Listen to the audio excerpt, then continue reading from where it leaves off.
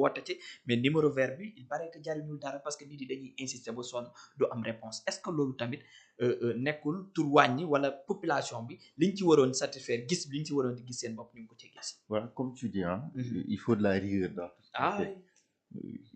En l'absence de rigueur, ah oui. et puis que le citoyen lambda que je suis, que tu es, qu'il est, monsieur Oui. Mané, hein, ñu jël affaire yi à bras le corps man xaaruma pour état def yéen nii.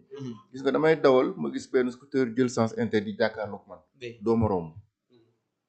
je suis citoyen. sama salaire chaque weer bu ma la waxee dañ ci dagg muy dem ci état. donc du ma nangu kenn koo xam ne da ngay jéggi yoon nu mu la neexee man ma lay seetaan. man bokk noonu lay fonctionner. jël naa sama oto di dugg naa 7 boutiques. et je pense qu'il y a 8 mois de cela.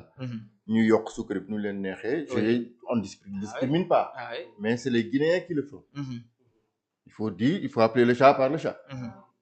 mu dugg ci boutique dama dégg nit di ko wax.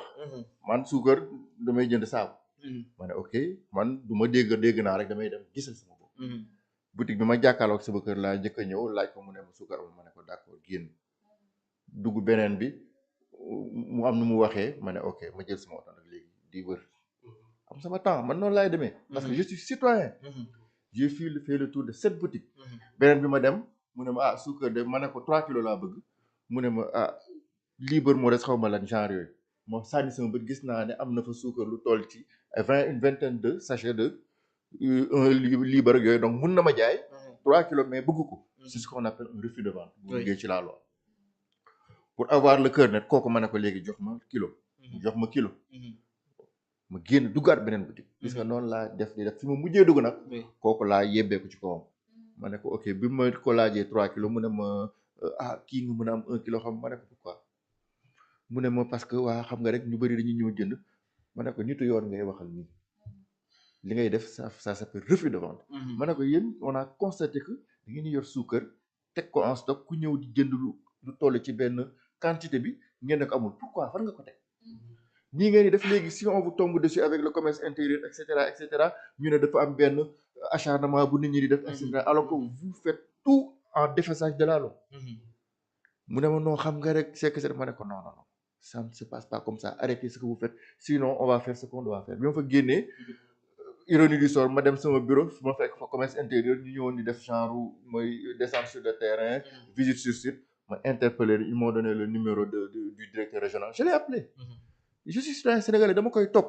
bi ma koy mu ne ma Coulibaly li ngay wax xam naa ko te dinañ ci liggéey man ak yow ma ne ko dinaa bind sama réclamation parce que je suis citoyen sénégalais man.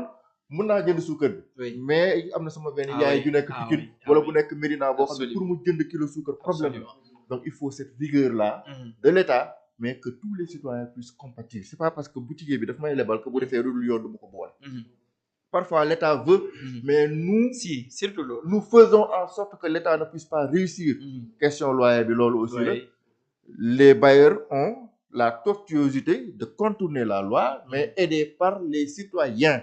Parce que yow li ngay bañ keneen mooy ñëw nangu ko parce que ils sont égocentriques c'est ça la réalité mais bu leen leeroon ne lii Ousmane bañ Mané da koy bañ Massa Diaw bañ ko dinañ xoolaat li ñuy donc dañuy juguler suñuy effort l'État mais le citoyen ku ci gis lu dul yoon nga dénoncer ko même bu dee sama frère moo koy def je vais le dénoncer donc foofu il faut que ñuy ñëw loolu ba pare État nag la communication wax na ko mais la communication classique man ku bi combien de temps c'est dans ma télé mais lii mooy télé léegi parce que damay nekk bureau di liggéey il faut que je m'informe damay dugg YouTube xool ñi nga xamante ne ni il me semble crédible ma seetaan mais taal sama télé su ma taalee sama télé rek match laa ci seetaan souvent wala documentaire mais journal ak yooyu sama téléphone laa koy seetaane wala sama machine bu ma nekkee bureau le temps may liggéey maa ngi liggéey mais maa ngi déglu information et cetera donc il faut que ñu adapté wu sur les nouvelles technologies de l'information et de la communication nekk ci TikTok bi nekk fépp balaa ñu koy bàyyi ak fecckat yi saagakat yi mais nañ ci dugal information man du ma dugg TikTok parce que boo fa duggee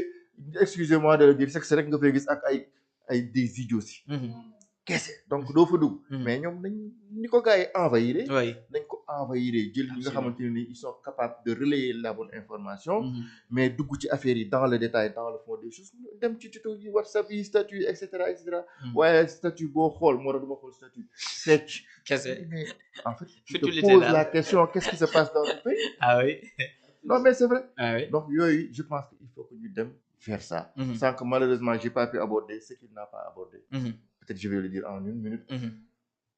La reddition des comptes, c'est important. Oui. Donc dañu leen fal pour que qu'il y ait reddition des comptes. La paix, oui. Mais ceux qui ont dilapidé l'argent du peuple là, il faut que ñu dem vers ça. Loolu rien ne vaut ça. Dafa bokk ci li wax ñu votal. Le bilan du redressement économique. Il faut dissocier redressement économique et relance économique. C'est pas la même chose.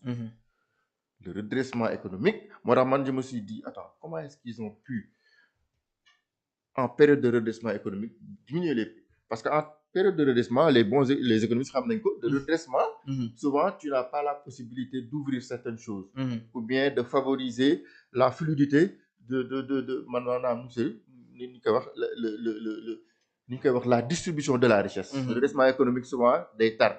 C'est les des réformes fiscales, souvent, en période de redressement économique. Nous les des réformes structurantes sur le plan fiscal, etc. Chaotique affaire. Les gens qui ont relance la création d'emplois, des bourses de sécurité familiale, etc. Donc, nous avons déjà le bilan du redressement économique en 2 minutes, mais les perspectives maintenant de relance économique. Oui.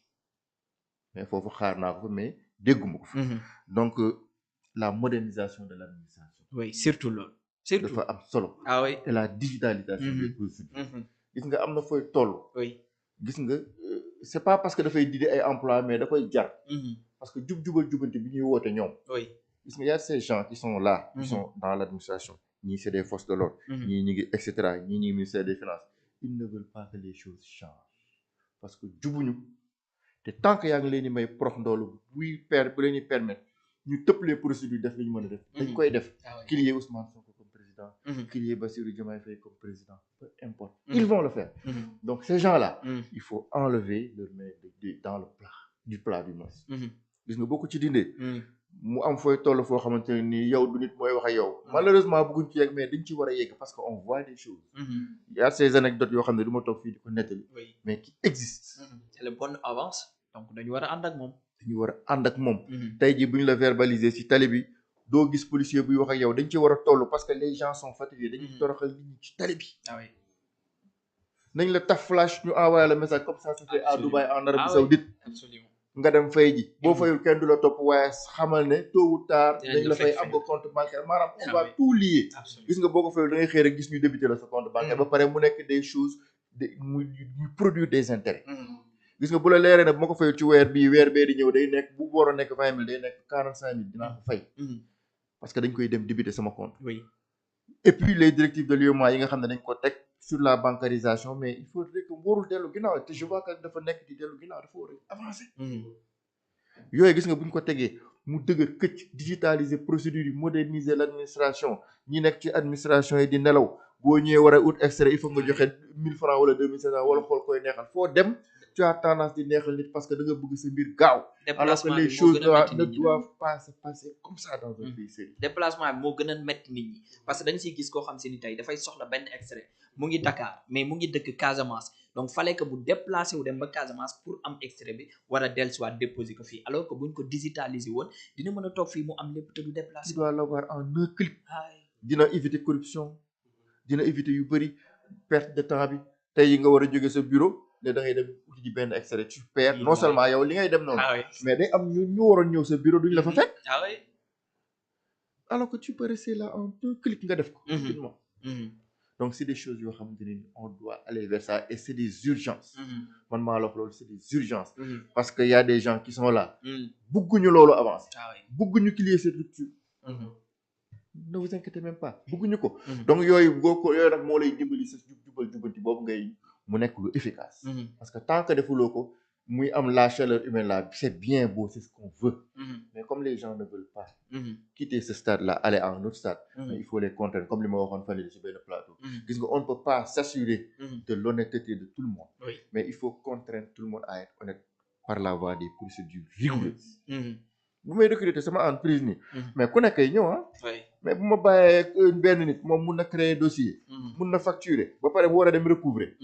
mais toute la chaîne est ouverte à cette personne mais Ah ouais. quand elle est tortueuse elle fait ce qu'elle veut mais damay def koo xamante ne ni moom mooy créer dossier am kuy valider dossier bi am keneen koo xam ne moom mooy facturer bu facturer am kenn koo xam ne moom mooy valider facturation bi wala moom mooy auditer facturation bi am keneen kuy gérer recouvrement bi bu recouvrer am keneen koo xam ne moom mooy xool ndax on a tout fait l'état normal des comptes on a bien réconcilié les comptes on a bien fait nu ñu koy waxatee le terme financier me m'échappe c'est ça loolu boo ko defee maanaam il faudrait que toutes les maillons de la chaîne soient complices pour que jubbat dëngate mën a am te loolu du mën a nekk foog nga am ci koo xam ne day réticent des validations et cetera donc je pense qu'on doit aller vers ça pour que suñu li ñu bëgg ñun li ñuy xaar ci état bi mën a am ba pare ñoom it ñu góorgóorlu comme ni mu ko waxee y a trop de politique oui parfois je vous jure yéen a ñuy woo rek ñu mën a ñëw dang maanaam doo ko def tu préfères ñu woo la interview la rapidement nga wax parce que munoo dem di nekk ci ay polémique wala di dugg di nekk ci ay trucs personnels yow da ngay bëgg nekk foo xam ne bu parler d'idée wala ngeen wax xam-xam mais malheureusement du loolu la ñuy gis ay saagante la ñuy gis ay xasante ay dugg ci ay des considérations personnelles alors que pourtant am na lu ñu mën a xoolal li ñu fiy wax boobu ba léegi ni mu neexee mais kenn waxu fi ci nit te li ñuy wax yëpp dafa jëriñ Sénégal donc je ne comprends pas mais parfois dañ ñu koy jox quoi ni ñun tamit ñun am na luñ ciy taxawee parce que ñooy invité ñoo xam ne si ni voilà dañuy nekk ci plateau yi ci débat personnel la ñu ne mais tamit benn instant man damay wax ni ñi nga xam ne si ni ñoo war a wax dañuy toll foo xam si ni ñoom it dañuy ragal a toog ci plateau yi parce que am na si ñoo xam si danaan su ma toogee ñu saaga ma léegi nag kooku soo fekkee da nga yow mi war a wax am ci idée am ci xam-xam boo waxulee keneen ki xamul dara mooy ñëw daal di wax réeral nit ñi c'est vrai ah mais c'est vrai loolu aussi c'est partagé il faut en tenir compte ñi am xam-xam yëpp dañoo toog seeni kër waxatuñu nangutuñ wax c'est vrai koo ci invité du nangu ñëw et ils ont raison d'une part parce que doo ñëw